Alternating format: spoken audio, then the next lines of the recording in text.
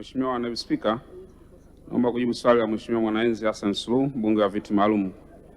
Mheshimiwa Naibu Spika, katika kipindi cha miaka mitano kuanzia Julai 2021 hadi Juni 2026, jumla ya vijana 1,373,433 wamewezeshwa kupitia programu mbalimbali zinazotekelezwa na serikali, taasisi za umma, sekta binafsi na wadau wa maendeleo.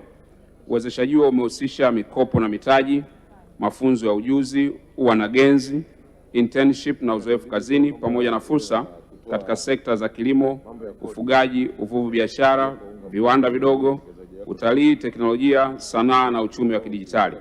Aidha, vijana wameunganishwa na ajira na zabuni za umma, masoko na huduma za ukuzaji biashara na ujasiriamali.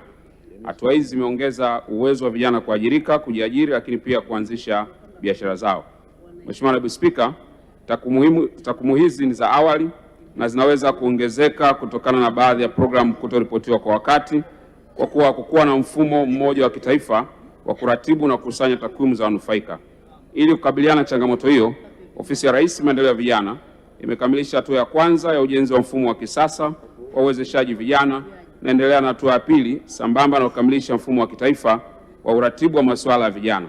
Mifumo hiyo itaimarisha usajili wa wanufaika, ukusanyaji na uhakiki wa takwimu, lakini pia uratibu wa programu na ufuatiliaji wa matokeo ya uwezeshaji wa vijana nchini. Mheshimiwa Naibu Spika, naomba kuwasilisha.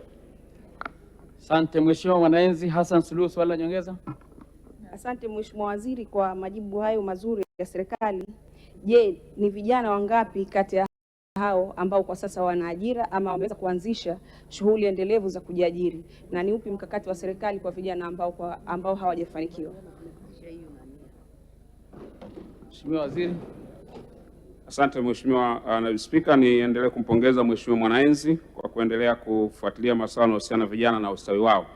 Mheshimiwa Naibu Spika, katika kipindi cha miaka mitano inayokuja tumeweka mkakati kama serikali kuzalisha ajira takriban milioni 8.5 na utekelezaji wa mpango huu umeanza mwezi Julai mwaka huu.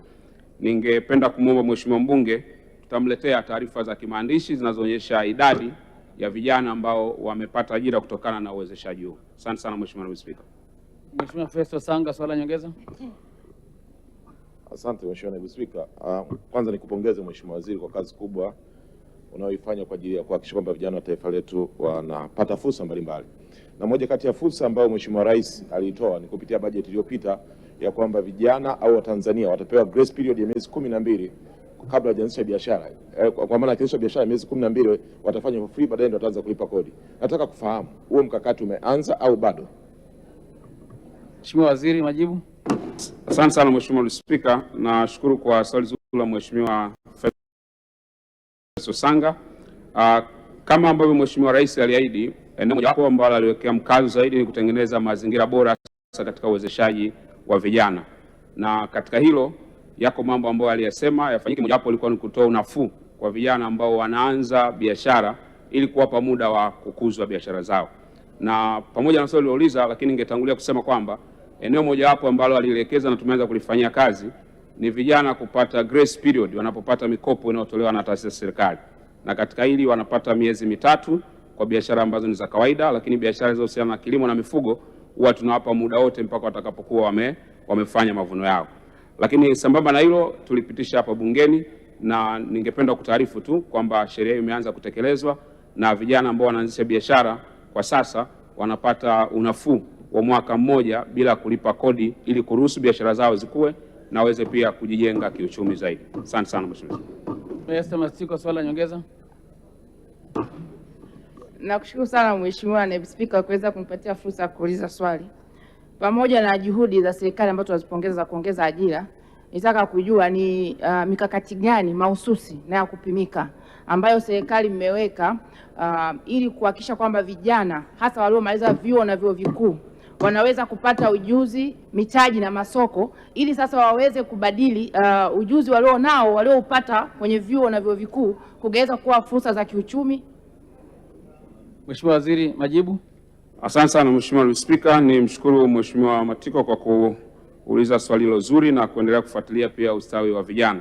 Mheshimiwa Naibu Spika, serikali tuliweka mkakati katika uzalishaji wa ajira katika miaka mitano ijayo asilimia 55.1 itatoka kwenye eneo la kilimo ambayo inajumlisha pia ufugaji, lakini pia inajumlisha mazao ya misitu. Lakini asilimia 32.7 tumesema itatoka katika sekta ya SMEs, biashara ndogo pamoja na zakati, na asilimia 12.3 itatoka katika sekta ambayo ni rasmi. Sasa katika kuhakikisha kwamba jambo hili linatekelezeka, sisi kama wizara tumetengeneza mpango maalum ambao unahusisha ufuatiliaji lakini pia tathmini sawasawa na maelekezo ya utekelezaji wa dira ya mwaka 2030 ambao katika instrument ambazo Mheshimiwa Rais alizindua mojawapo ilikuwa ni eneo la ufuatiliaji, na sisi kama wizara tayari tumeshatengeneza mpango wa ufuatiliaji ambao unaweza kuonyesha katika kila sekta. Eneo mojawapo ni vijana wanaomaliza vyuo vikuu.